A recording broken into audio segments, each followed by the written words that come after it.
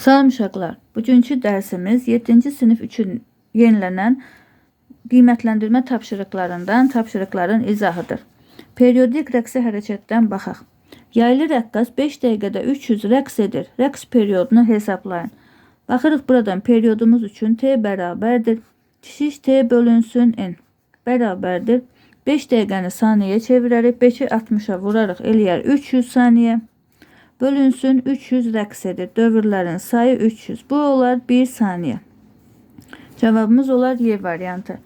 T müddətində N tam rəqs baş verərsə, rəqslərin tezliyi hansı ifadə ilə təyin olunur? Tezlik nü bərabərdir. N bölünsün T düsturu ilə təyin olunur. Y variantımız doğrudur. Diaqramımıza baxırıq. Vahid zamanda baş verən rəqslərin ədədi qiymətcə sayına bərabər olan kəmiyyət tezlikdir.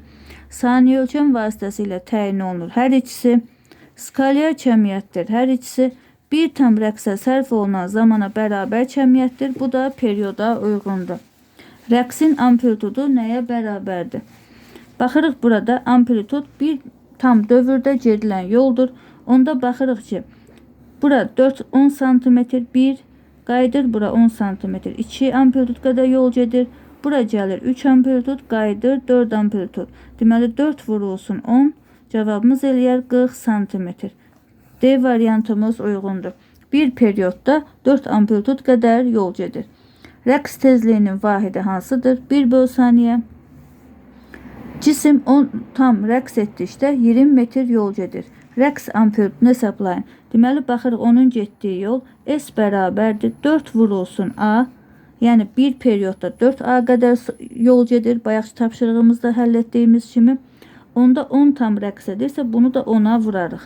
Yəni N-ə, dövrlərin sayına vururuq. S 20 metrdir. Bərabərdir 4 vurulsun A vurulsun 10. Buradan da A-nı taparıq. Olar 20 bölünsün 40. Bu da eləyər 2 böl 4 0,5 metr. Santimetre çevirsək, bunu da 100'ə vurarıq, eləyər 50 santimetr. 7-ci tapşırığımıza baxaq, hansı ifadələr doğrudur? Riyazi rəqqas A kənar vəziyyətindən B tarazlıq vəziyyətinə 1 saniyəyə gəlir. Deməli, buradan bura 1 saniyəyə gəlir, yəni 1 amplitud üçün 1 saniyə vaxt sərf edir. Bu rəqqasın rəqs period 4 saniyədir. Bəli, 1'i biz 4'ə vurarıq, eləyər 4 doğrudur. Rəqs tezliyi 0,5'dir. Tezlik də periodun tərsidir. Bu 1 böl 4 olur. O da 0,25 olur. 4 uyğundur. Bir də 1. 1 və 4. 8-ci tapşırığımıza baxırıq. Rəqsi xarakterizə edən kəmiyyətlər və onların tərifləri arasındakı uyğunluğu müəyyən edin. Baxırıq buradan 1, 2, 3'ü yazarıq. Rəqs periodu bir tam rəqsə sərf olunan zamandır. 1'ə B uyğun gələr. Rəqs tezliyi 1 saniyədəki rəqslərin sayıdır. A uyğun gələr. Rəqsin amplitudu. Baxırıq rəqs edən nöqtənin tarazlıq vəziyyətindən maksimum yer dəyişməsinin moduldur. Amplitudun tərifidir. Rəqs edən nöqtənin maksimum sürətinin moduldur. Bu bizə uyğun deyil. Rəqs edən nöqtənin maksimum təcili moduldur. Bu da bizə uyğun deyil. Cavabımız olar 1'ə B, 2'ə A, 3'ə S. 9-cu tapşırığımıza baxırıq. Verilənlərdən istifadə edərək cədvəli tamamlayın. Deməli, buradan düsturlarımızı yazarıq. T bərabərdir. T bölünsün N yazarıq. Tezlik üçün də nü bərabərdir. N bölünsün T yazarıq. Baxırıq buradan bizə kiçik T lazımdır. Onda T'ni N-ə vurarıq. 100 vurulsun 20. Deməli burada olar 20 vur 100. Onda yəni 2 0 yazarıq. 2000 saniyə. Burada 50'dir. Burada 2 dəqiqəni çevirərək 2 vur 60 eləyər 120 saniyə. Onda biz periodu tapmaqdan ötürü zamanı dövrlərin sayına bölməliyik. 120 bölünsün 50. Bunlar ixtisar gedər. 12 böl 5. 12'də 5'imiz olar 2 dəfə. 20'də də 5'imiz 4 dəfə. 2,4 saniyə. Üçüncüdə tezlik var. Dövrlərin sayını tapmalıyıq. Zaman da verilmiştir. Dövrlərin sayını tapanda tezliyi zamana vurmaq lazımdır. 5 vurulsun 8. Eləyər 40. dövr.